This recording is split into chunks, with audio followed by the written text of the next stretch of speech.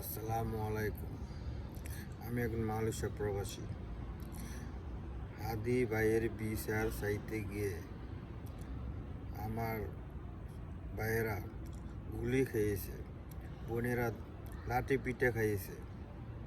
এই কি পুলিশে কি আগের রূপ ধারণ করেছে? না, পুলিশে এই সাহস পায় কই?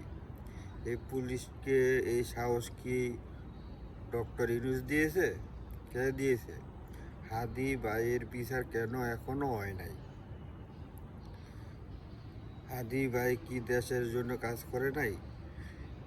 হাদি ভাইয়ের বিচারের জন্য মানুষে গুলি খায়, বোনেরা পুলিশের মার খায়, অনেক লাঞ্ছিত হয়। কেন? দেশে কি বিচার নাই? দেশে কি বিচার শেষ হয়ে গেছে গা?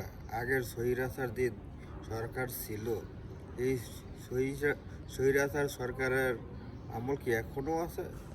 পরিবর্তন হয়েছে। হাদি ভাইয়ের বিচার চাইতে গিয়ে